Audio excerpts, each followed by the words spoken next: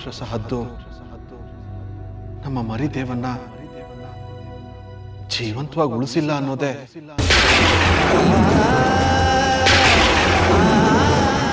ಒಳ್ಳೆ ಸಾವಂತೂ ಬರಲಿಲ್ಲ. ಸಂಸ್ಕಾರನಾದ್ರೂ ಸಂಪ್ರದಾಯವಾಗಿ ಶಾಸ್ತ್ರದ ಪ್ರಕಾರ 3ನೇ ದಿನಕ್ಕೆ ಹಾಲು ತುಪ್ಪ. ತಾವು ಒಪ್ಪೋದಾದ್ರೆ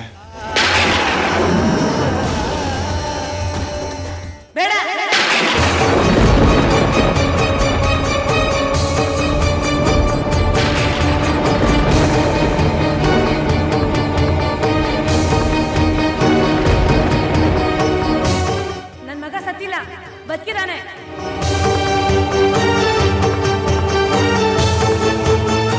ಬರ್ತಾನೆ, ಬಂದೇ ಬರ್ತಾನೆ. ಅವನ್ಗೆ ಯಾವ ಸಂಸ್ಕಾರನೂ ಮಾಡಬೇಡಿ.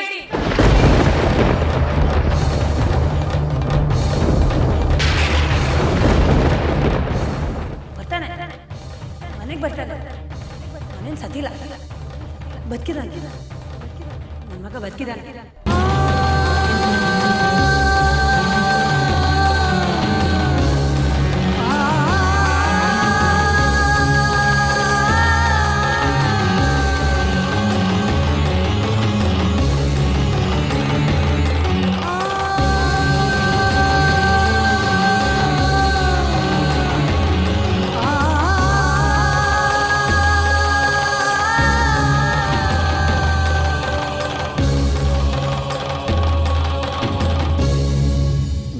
ನೀವು ಯಾವ ಸಂಸ್ಕಾರಕ್ಕೂ ಒಪ್ಕೋಬೇಡಿ. ನಮ್ಮ ಮಗ ಬರ್ತಾನೆ, ಮನೆಗೆ ಬರ್ತಾನೆ. ಪುತ್ರ ಪುತ್ರ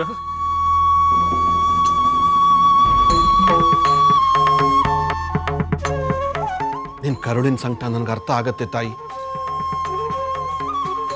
ಆದ್ರೂ ಕರ್ತವ್ಯ ಅಂತ ಒಂದಿರತ್ತಲ್ಲಮ್ಮ. ಅವನು ನಿಮಗೆ ಮಾತ್ರ ಮಗ ಆಗಿರಲಿಲ್ಲ ತಾಯಿ, ಉತ್ತರಾಜಪುರಕ್ಕೆ ನಡೆದಾಡುವ ದೇವರಾಗಿದ್ದ. ಹದ್ದು ಹೊತ್ಕೊಂಡೋಗಿದ್ದನ್ನ ನಾವೇ ಕಣ್ಣಾರ ನೋಡಿದೀವಲ್ಲ ತಾಯಿ. ಸಂಸ್ಕಾರಕ್ಕಂತೂ ದೇಹ ಸಿಗ್ಲಿಲ್ಲ, ಆತ್ಮಕ್ಕಾದರೂ ಶಾಂತಿ ಸಿಗ್ಲಿ ಅನ್ನೋದಷ್ಟೇ ನಮ್ಮ ಉದ್ದೇಶ. ನೀವೇನು ಹೇಳಿದ್ರು ಅಷ್ಟೇ, ನನ್ನ ಮಗ ಸತ್ತಿಲ್ಲ, ಮನೆಗೆ ಬಂದೇ ಬರ್ತಾನೆ. ಮತ್ತೆ ಈ ಮನೇಲಿ ಅವನ ಹೆಜ್ಜೆ ಸದ್ ಕೇಳುತ್ತೆ. ಅಪ್ಪಯ್ಯ, ನಾನು ಹೇಳ್ತಾ ಇದ್ದೀನಿ ಕೇಳಿ, ಇದೇ ಕೊನೆ, ಇನ್ಯಾವತ್ತು ಅವನಿಲ್ಲ ಅಂತ ಮಾತ್ರ ಹೇಳ್ಬೇಡಿ ಅಪ್ಪಯ್ಯ.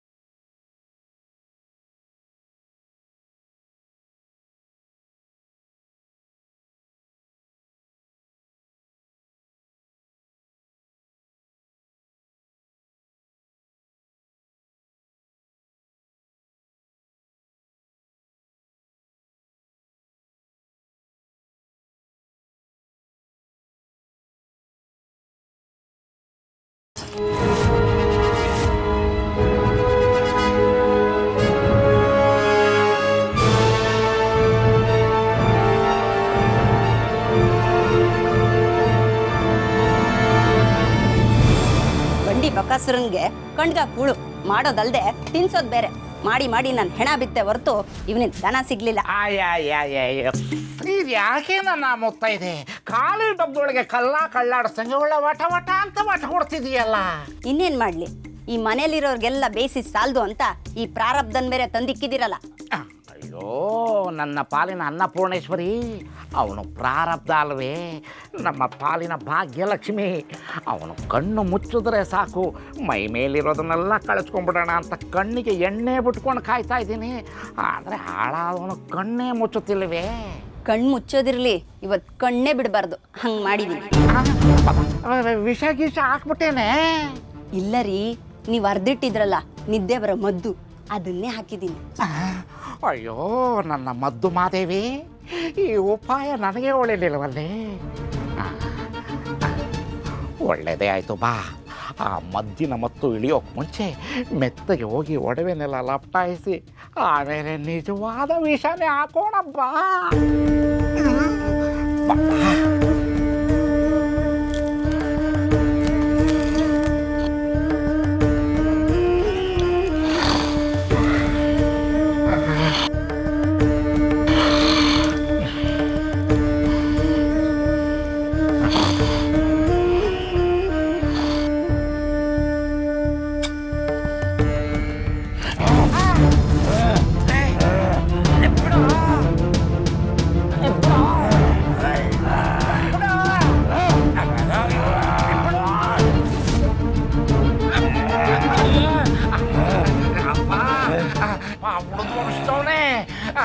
ಅಲ್ಲ ಕಣಯ್ಯ, ಈ ಹಣಭಾರ ಹೊತ್ಕೊಂಡು ನೀನು ಮಲ್ಗಕ್ಕಾಗಲ್ಲ. ಸ್ನಾನ ಬೇರೆ ಮಾಡಿಲ್ಲ, ಎಲ್ಲ ಗಬ್ಬು ನಾರ್ತಾ ಇದೆ. ಪಾಪ ಮಲಗುವಾಗ ಒತ್ತಿ ತೊಂದರೆ ಆಗಬಾರ್ದು ಅಂತ ಬಿಚ್ಚುತ್ತಾ ಇದೆ. ಬೇಡ ಅಂದ್ರೆ ಬಿಚ್ಕೊಳಲ್ಲ, ಬಿಟ್ಬಿಡು. ಬಿಟ್ಬಿಡು.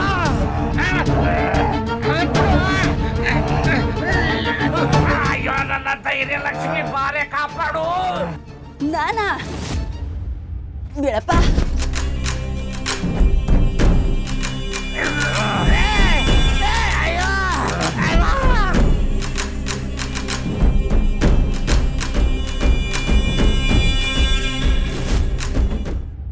ಒಬ್ಬ ಸಾಮಾನ್ಯ ಬಾಲಕ ನಮ್ಮ ಅಸಾಮಾನ್ಯ ತಂತ್ರ ಮಂತ್ರಗಳನ್ನು ಭೇದಿಸುವುದೆಂದರೆ ಅದು ಅಸಂಭವ, ಅಸಂಭವ. ಯಾರು ನೀನು? ಯಾರು ನೀನು?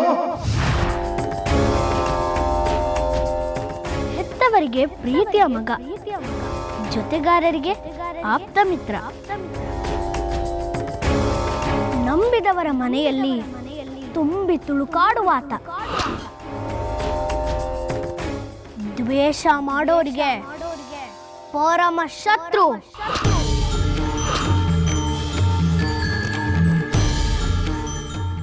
ನಿಮ್ಮಂತವರಿಗೆ ಸಾಕ್ಷಾತ್ ಮೃತ್ಯು.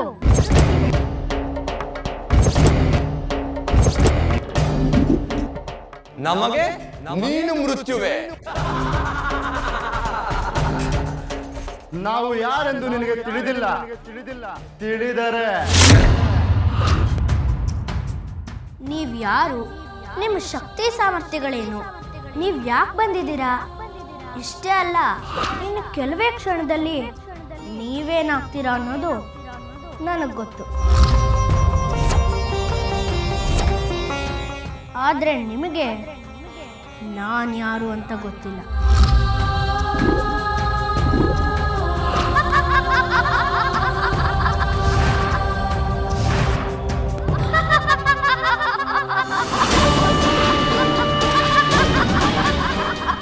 ಏ ಬಾಲಕ, ನೀನೀಗ ನಮ್ಮ ವಶದಲ್ಲಿರುವೆ, ನೆನಪಿರಲಿ.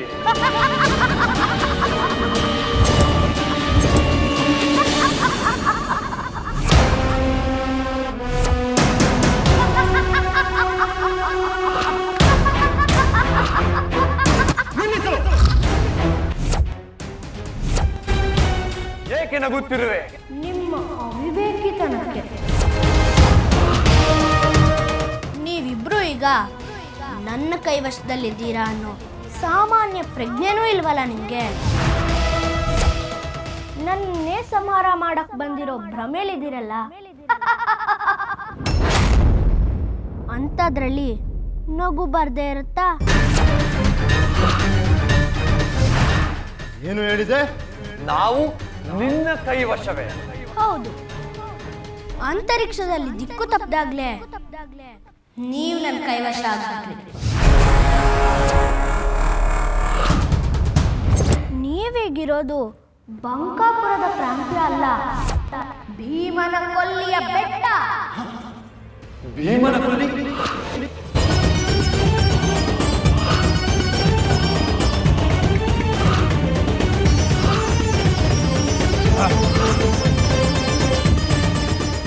ಹೌದು, ನನ್ನ ಹೊತ್ಕೊಂಡ್ ಬಂದಿದ್ದೀರಾ ಅನ್ನೋ ಭ್ರಮೆ ನಿಮ್ದು. ಈ ಜಾಗಕ್ಕೆ ಬರಲೇಬೇಕಾಗಿರೋ ನಿರ್ಧಾರ ನಂದು. ಅದಕ್ಕೋಸ್ಕರನೇ ನಾನು ನಿಮ್ಮ ಜೊತೆ ಬಂದೆ. ಇಲ್ಲ ಅಂದಿದ್ರೆ ನಿಮ್ಮನ್ನು ಉತ್ತಮಾಪುರದ ಮಣ್ಣಿನಲ್ಲೇ ಸಮಾಧಿ ಮಾಡಿಬಿಡ್ತಾ ಇದ್ದೆ.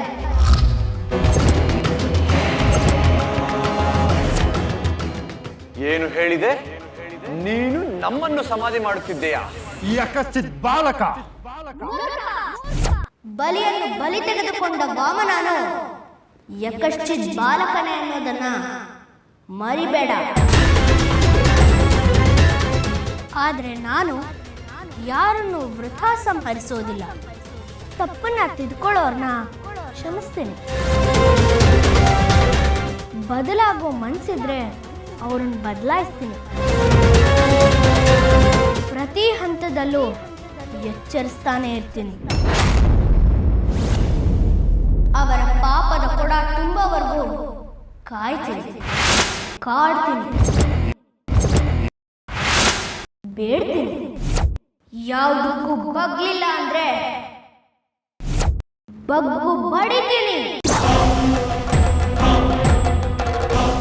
ನೀವು ಮಂತ್ರ ತಂತ್ರದ ಹೆಸರಲ್ಲಿ ಇಲ್ಲಿವರೆಗೆ ಮಾಡಿರುವ ಅನಾಚಾರಗಳಿಗೆ ಕ್ಷಮೆನೇ ಇಲ್ಲ.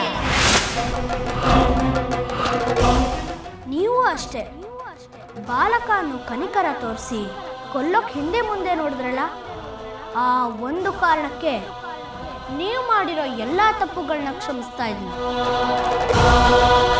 ಹೋಗಿ ಬದುಕು, ಹೋಗಿ. ಏನಂದೆ? ನೀನು ನಮಗೆ ಬದುಕಲು ಅವಕಾಶ ಮಾಡಿಕೊಡುವುದೇ? ಇಷ್ಟು ಹೊತ್ತು ನೀನು ಬದುಕಲು ಅವಕಾಶ ಮಾಡಿಕೊಟ್ಟವರು ನಾವು. ನಿನಗೆ ಧೈರ್ಯವಿದ್ದರೆ ನಾನು ರಚಿಸುವ ಈ ಮಹಾಶಕ್ತಿ ಮಂಡಲದಿಂದ ಹೊರಗೆ ಬಾ. ಮೂರ್ಖ! ಈ ತಂತ್ರ, ಮಂತ್ರ, ಯೋಗ, ಧ್ಯಾನ, ನಾಟ್ಯ, ಸಂಗೀತ ಇವೆಲ್ಲ ಹುಟ್ಟಿದ್ದೇ ನನ್ನಿಂದ. ಸೃಷ್ಟಿಸಿದಾತನಿಗೆ ದಿಗ್ಬಂಧನನ? ಸೃಷ್ಟಿಸು.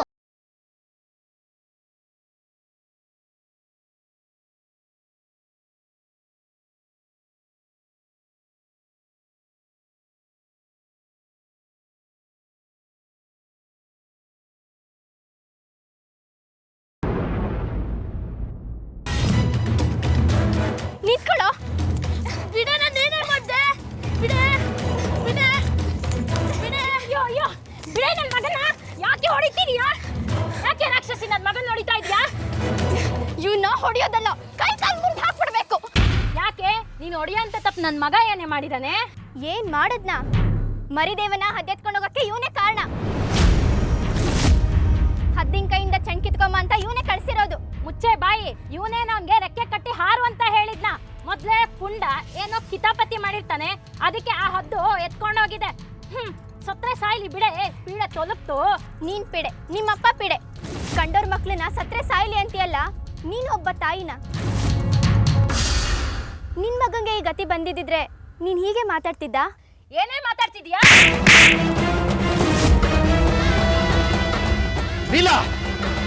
ಅಪ್ಪಯ್ಯ!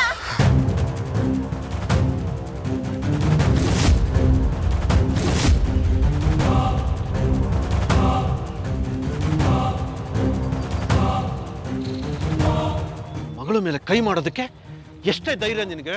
ನಿನ್ನ ಬೇಡ ಅಪ್ಪಯ್ಯ, ಚಿಕ್ಕಮ್ಮಂಗ್ ಹೊಡಿಬೇಡಿ. ವಯಸ್ಸಿಗೆ ಬಂದ ಹೆಣ್ಮಗಳ ಮೇಲೆ ಕೈ ಮಾಡೋದಕ್ಕೆ ನಾಚಿಕೆ ಆಗಲ್ವೇನ ನಿನಗೆ? ಅವಳ್ಯಾರ್ರಿ ನನ್ನ ಮಗಂಗ್ ಹೊಡಿಯಕ್ಕೆ? ಹೊಡಿಯೋದಲ್ಲ, ಅವನನ್ನ ಕೊಂದು ಹಾಕ್ಬಿಡ್ಬೇಕು. ಬಿಡ್ರಿ. ಅಪ್ಪ ಮಗಳು ಇಬ್ರು ಸೇರ್ಕೊಂಡು ನನ್ನ ಮಗನ ಕೊಂದಾಕ್ಬಿಡಿ. ಮುಚ್ಚೆ ಬಾಯಿ.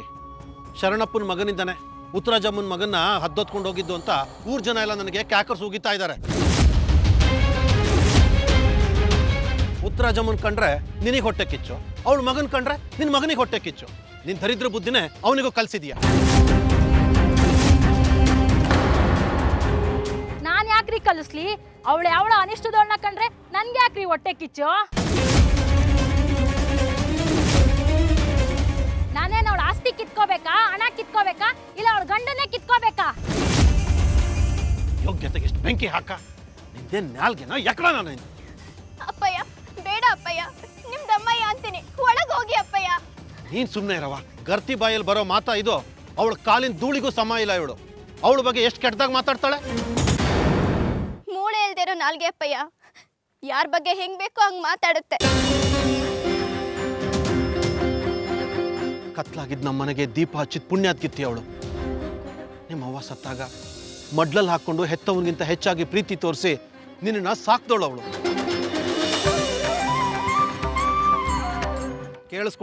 ಕೇಳಿಸ್ಕೊ. ನನಗೆ ಮದುವೆ ಬೇಡ ಅಂತ ಎಷ್ಟೇ ಹೇಳಿದ್ರು ಹೆಣ್ಣು ಮಗಳು ಇರೋ ಮನೆ ಅಪ್ಪಯ್ಯ. ತಂದೆ ಎಷ್ಟೇ ಪ್ರೀತಿ ತೋರಿಸಿದ್ರು ಹೆಣ್ಣು ಮಕ್ಕಳು ಎಲ್ಲ ಭಾವನೆಗಳನ್ನು ತಂದೆ ಹತ್ರ ಹೇಳ್ಕೊಳಕ್ಕಾಗಲ್ಲ. ದಯವಿಟ್ಟು ಇನ್ನೊಂದು ಮದುವೆ ಮಾಡ್ಕೊಳ್ಳಿ ಅಂತ ಹೇಳಿ ನಿನ್ನ ಜೊತೆ ನನ್ನನ್ನು ಮದುವೆ ಮಾಡಿಸಿದ್ಲು. ಅಂಥವಳ ಬಗ್ಗೆನೇ ಈಗೆಲ್ಲ ಮಾತಾಡ್ತೀಯಲ್ಲ, ಒಳ್ಳೇದಾಗತ್ತಾ ನಿನಗೆ?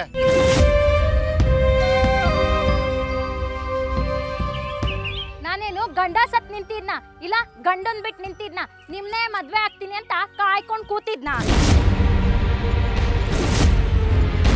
ಬಂಗಾರದ ಗೊಂಬೆ ತರ ಇದೆ. ಯಾರಾದ್ರೂ ಬಂದು ಒಂದ್ ಮಣ ಬಂಗಾರ ಮೈ ಮೇಲೆ ಹಾಕಿ ಮದ್ವೆ ಮಾಡ್ಕೊಂಡು ಹೋಗ್ತಾ ಇದ್ರು. ಏನೋ ನಮ್ಮ ಅಪ್ಪನ ಹತ್ರ ಬಂದು ಗೋಗರದ್ರಿ ಅಂತ ಈ ಮದ್ವೆಗೆ ಒಪ್ಕೊಂಡೆ. ಈಗ ನನ್ನ ಮೇಲೆ ಕೈ ಮಾಡ್ತೀರಾ? ಅವತ್ತು ತೊಟ್ಲು ಶಾಸ್ತ್ರ ದಿನ ಅವಳಿಂದ ನನ್ನ ಕೆನ್ನೆಗೆ ಊರವ್ರ ಎದುರುಗಡೆ ಎಲ್ಲ ಹೊಡೆದ್ರಿ. ಇವತ್ತು ಅವಳ ಮಗನಿಂದ ಹೊಡಿತಿದ್ದೀರಾ? ಇನ್ನೊಂದ್ಗಳಿಗೇನು ನಾನು ಈ ಮನೇಲಿ ಇರಲ್ಲ. ನಾನು ನನ್ನ ತವ್ರ ಮನೆಗೆ ಹೊರಟೋಗ್ತೀನಿ. ಚಿಕ್ಕವ ಹೋಗ್ಬೇಡಿ ಚಿಕ್ಕವ, ನಿಮ್ ಕೈ ಮುಗಿದ್ ಕೇಳ್ಕೊಂತೀನಿ ಚಿಕ್ಕವ. ಮನೆ ಮೇಲೆ ಒಂದ್ ಮಾತು ಬರುತ್ತೆ ಹೋಗುತ್ತೆ, ಅಷ್ಟಕ್ಕೆ ಮನೆ ಬಿಟ್ಟು ಹೋಗೋದ ಚಿಕ್ಕವ. ತಪ್ಪೆಲ್ಲ ನಂದೆ. ನಾನು ಇನ್ಯಾವತ್ತ ನಿನ್ ಮಗನ್ ತಂಟೆಗೆ ಬರಲ್ಲ ಚಿಕ್ಕವ. ನಿನ್ ಕೈ ಮುಗಿದ್ ಕೇಳ್ಕೊಂತೀನಿ, ಮನೆ ಬಿಟ್ಟು ಹೋಗ್ಬೇಡ ಚಿಕ್ಕವ. ಬಿಡೆ ಕೈನ. ಮಾಡೋದೆಲ್ಲ ಮಾಡ್ಬಿಟ್ಟು ಇವಾಗ ಕೈ ಮುಗಿಯಕ್ ಬರ್ತಾ ಇದ್ದಾಳೆ. ನೀನ್ ಈ ಮನೆ ಬಿಟ್ಟು ತೊಲಗೋ ತನಕ ನಾನು ಈ ಮನೆ ಕಾಲಿಡಲ್ಲ. ಅವಳನ್ನ ತೊಲಗು ಅಂತ ಹೇಳೋದಕ್ಕೆ ನೀನ್ ಯಾರೇ? ಅವಳು ಈ ಮನೆ ಮಗಳು. ನಿನಗಿಂತ ಹೆಚ್ಚಿನ ಅಧಿಕಾರ ಅವಳಿಗಿದೆ. ಅವಳು ಹೇಳಿದ್ದನ್ನು ಕೇಳ್ಕೊಂಡು ಇರೋ ಹಾಗಿದ್ರೆ ಇರೋ, ಇಲ್ಲಾಂದ್ರೆ ಹೊರಟೋಗೋ.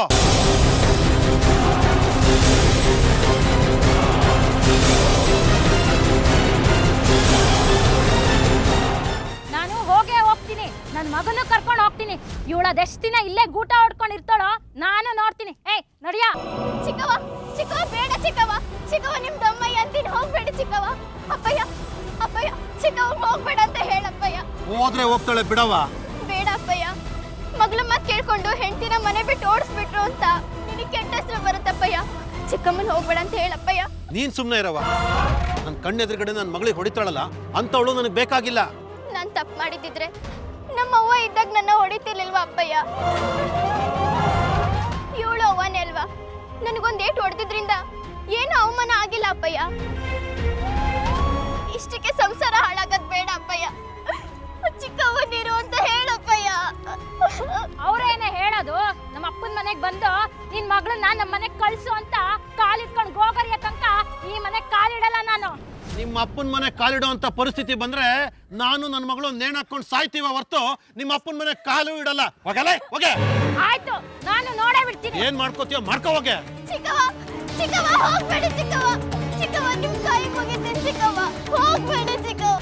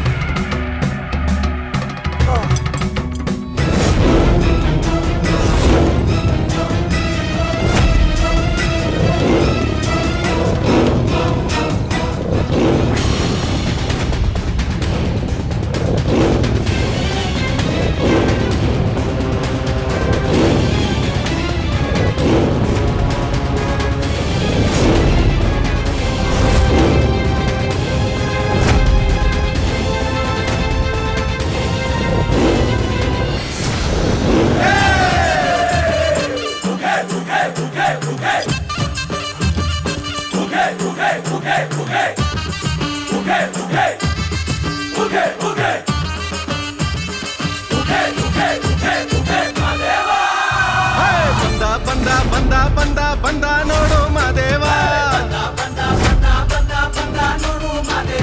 ತಂದ ತಂದ ತಂದ ತಂದ ತಂದ ನೋಡು ಭಾಗ್ಯವ ದುಷ್ಟ ಶಿಕ್ಷಕ ಶಿಷ್ಟ ರಕ್ಷಕ ಲೋಕ ಕಾಯುವ ಮಲೆಯ ಮಾಂತ್ರಿಕ ಕೆಂಡ ಗಣ್ಣಯ್ಯನ ನೋಡು ದುಂಡು ಮುಖದ ಮಾದಪ್ಪ ನೋಡು ಕೆಂಡ ಗಣ್ಣಯ್ಯನ ನೋಡು ದುಂಡು ಮುಖದ ಮಾದಪ್ಪ ನೋಡ್ರು. ನಾನು ಈ ಸೃಷ್ಟಿಗೆ ಹಿರಿದೇವನಾದ ಶಿವನ ಸೃಷ್ಟಿ ಮರಿದೇವ. ನಾನು ಬಂದಿರುವುದೇ ದುಷ್ಟ ಶಕ್ತಿಗಳ ಸಂಹಾರಕ್ಕೆ, ದೀನ ದಲಿತರ ಉದ್ಧಾರಕ್ಕೆ. ನಾನು ಎಂದವರನ್ನು ನಾಯಿ ಪಾಡು ಮಾಡ್ತೀನಿ, ಮದ್ದಿಕ್ಕುವವರ ಮನೆಯನ್ನು ಮಧ್ಯಾಹ್ನಕ್ಕೆ ಮುರಿತೀನಿ.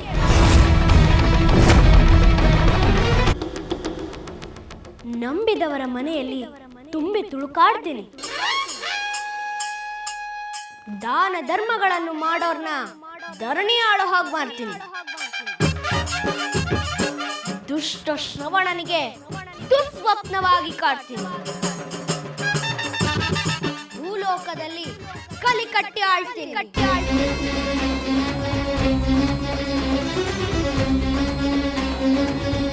ತಪ್ಪಾಯ್ತು ಮಹಾಪ್ರಭು, ತಪ್ಪಾಯ್ತು.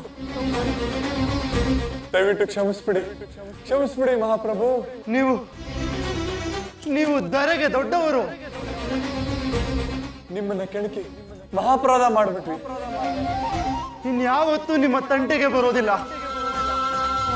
ನಮಗೆ ಜೀವದಾನ ಮಾಡಿ ಪ್ರಭು. ದಯವಿಟ್ಟು ನಮ್ಮನ್ನ ಬಿಟ್ಬಿಡಿ.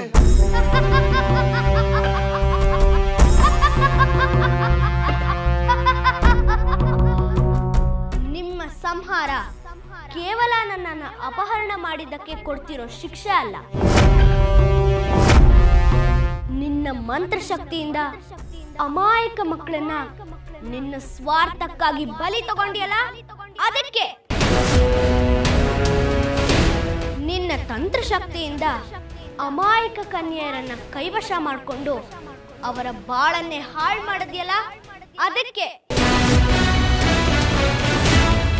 ಹೆಣ್ಣಿಗೆ ಗೌರವ ಕೊಡದ, ಮಕ್ಕಳಿಗೆ ಕನಿಕರ ತೋರದ ನಿಮ್ಮಂತ ದುಷ್ಟರನ್ನ ಈ ಮರಿದೇವ ಎಂದಿಗೂ ಸುಮ್ಮನೆ ಬಿಡಲ್ಲ.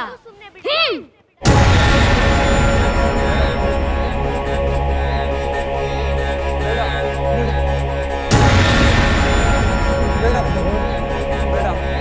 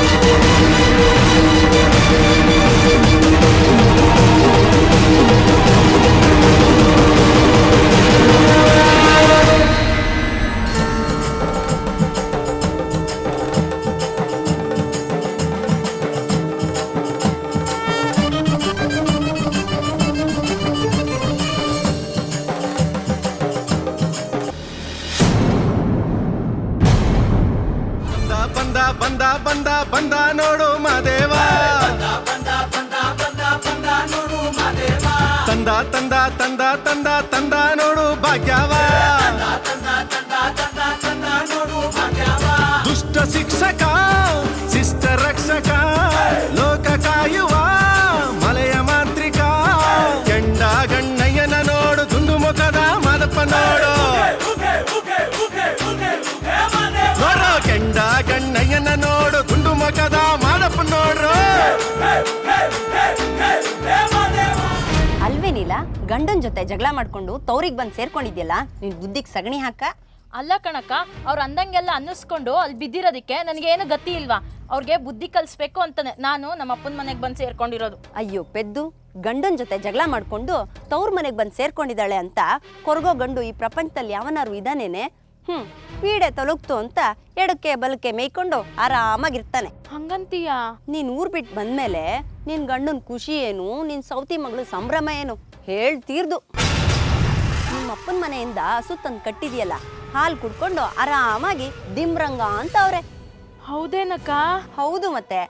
ಏನೇ ಜಗಳ ಆದ್ರೂ ಹೆಂಡತಿ ಗಂಡನ್ ಮನೆ ಬಿಟ್ಟು ಬರಬಾರ್ದು ಕಣೆ, ಅಲ್ಲೇ ಇದ್ದು ಅವನಿಗೆ ಕಾಟ ಕೊಡ್ಬೇಕು.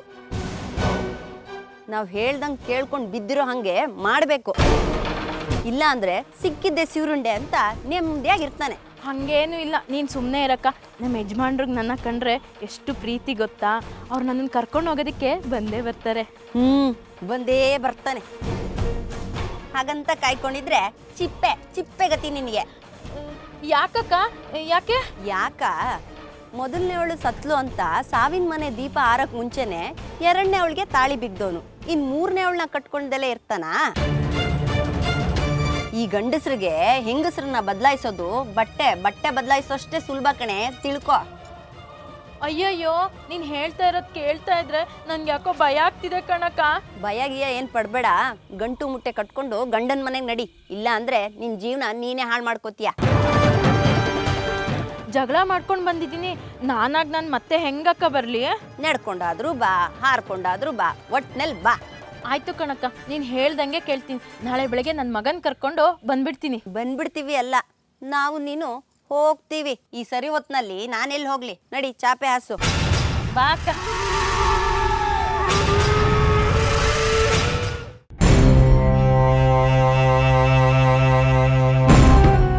ಮಹಾಮಂತ್ರಿಗಳೇ, ಬಹಳ ದಿನಗಳ ನಂತರ 2 ಸಂತಸದ ಸುದ್ದಿಗಳು. ಮೊದಲನೆಯದು, ನಮಗೆ ಮೃತ್ಯು ಆಗಿ ಕಾಡುತ್ತಾ ಹಗಲಿರುಳು ಸಾವಿನ ಭಯದಿಂದ ತಲ್ಲಣಿಸುವಂತೆ ಮಾಡಿದ್ದ ಆ ಶಿವನ ಸೃಷ್ಟಿ ಬಾಲಕನನ್ನು ನಮ್ಮ ತಂತ್ರಾಕ್ಷ ಮಂತ್ರಾಕ್ಷ ನಾಶ ಮಾಡಿದ್ದಾರೆ. ಬಹಳ ಸಂತೋಷ ಪ್ರಭು.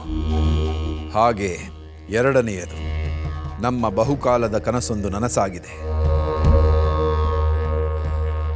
ಮಹಾರಾಣಿಯವರು ಸಂತಾನ ಭಾಗ್ಯದ ಸಿಹಿ ಸುದ್ದಿಯನ್ನು ನೀಡಿದ್ದಾರೆ.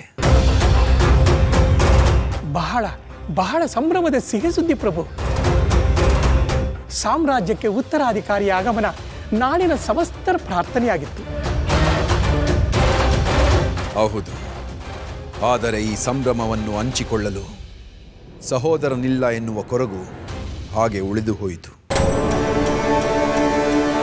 ಕಷ್ಟಗಳು ಬಂದರೆ ಹೇಗೆ ಪ್ರಭು, ಒಂದರ ಹಿಂದೊಂದರಂತೆ ಹಿಂದೆಯೇ ಬರುತ್ತದೆ.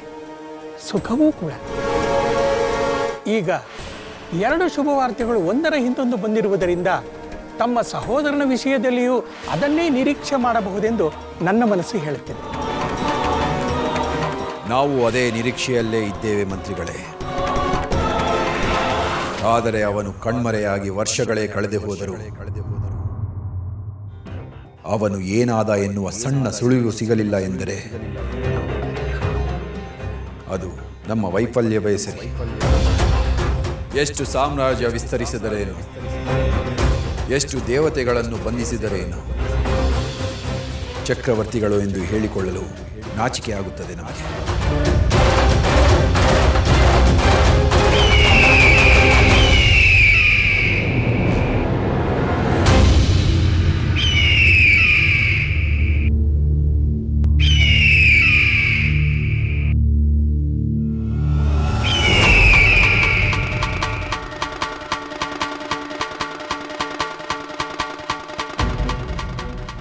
ಬಾ ತೀವ್ರಗಾಮಿ, ನನ್ನ ಮೃತ್ಯುವಿನ ಶವವನ್ನು ಹೊತ್ತು ತರಲಿಲ್ಲವೇ? ಶ್ರಮಿಸಬೇಕು ಮಹಾಪ್ರಭು. ಅವನ ಶವವಿರಲಿ, ಅವನೇ ಕಣ್ಣಿಗೆ ಕಾಣುತ್ತಿಲ್ಲ. ಅಷ್ಟೇ ಅಲ್ಲ ಮಹಾಪ್ರಭು, ಮಹಾಶಕ್ತರಾದ ಮಂತ್ರಾಕ್ಷ ತಂತ್ರಾಕ್ಷದ ಶವಗಳು ಕೋಟೆಯ ಹೆಬ್ಬಾಗಿಲ ಬಳಿ, ಒಬ್ಬರ ತಲೆ ಭೂಮಿಯ ಒಳಗೆ, ಇನ್ನೊಬ್ಬರ ದೇಹ ಭೂಮಿಯ ಹೊರಗೆ ಭಯಾನಕವಾಗಿವೆ. ಅಸಂಭವ!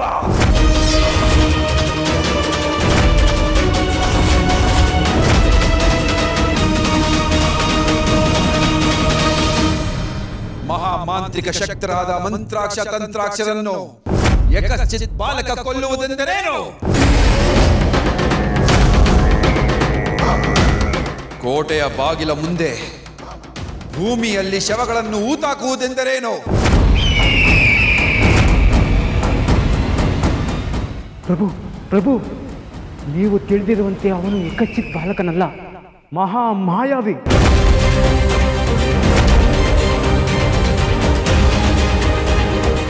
ಅವನನ್ನು ಹೊತ್ತೊಯ್ಯುವಾಗ ಮಗುವಿನಷ್ಟೇ ಹಗುರವಾಗಿದ್ದ. ಆದರೆ ಮಂತ್ರಾಕ್ಷ ತಂತ್ರಾಕ್ಷರನ್ನು ಸಂಹರಿಸುವಾಗ ಅವನ ದೊಡ್ಡ ಅವತಾರ ನೋಡಬೇಕಿತ್ತು.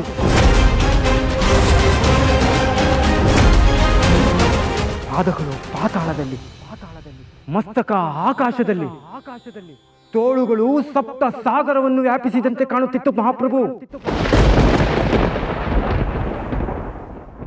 ಮಹಾಶಕ್ತರಾದ ಮಂತ್ರಾಕ್ಷ ತಂತ್ರಾಕ್ಷರನ್ನು ಮದವೇರಿದ ಗಜದಂತೆ ಹೊಸಕ್ಕೆ ಹಾಕಿಬಿಟ್ಟ.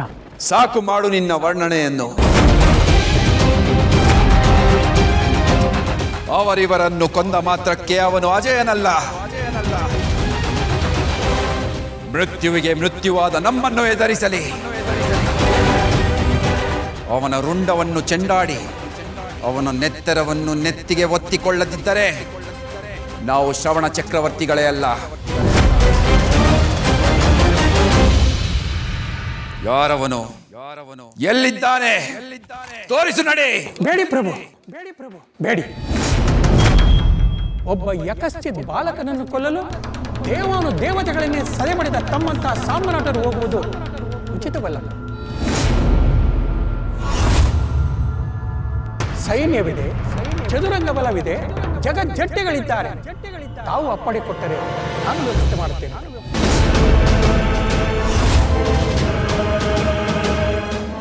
ಒಬ್ಬ ಬಾಲಕನನ್ನು ಕೊಲ್ಲಲು ಬಂಕಾಪುರದ ಸೈನ್ಯವೇ ಹೊರಟು ನಿಂತಿದೆ ಎಂದರೆ ಅಪಹಾಸ್ಯ ಅಲ್ಲವೇ? ಹಾಗೆಂದು ದೊರೆಗಳೇ ಹೊರಡುವುದು ಇನ್ನೂ ಅಪಮಾನವಲ್ಲವೇ ಮಹಾಪ್ರಭು? ಆ ಸಾಮಾನ್ಯ ಜ್ಞಾನ ನಮಗೂ ಇದೆ. ನಿಮ್ಮಿಂದ ಹೇಳಿಸಿಕೊಳ್ಳುವ ಅಗತ್ಯವಿಲ್ಲ.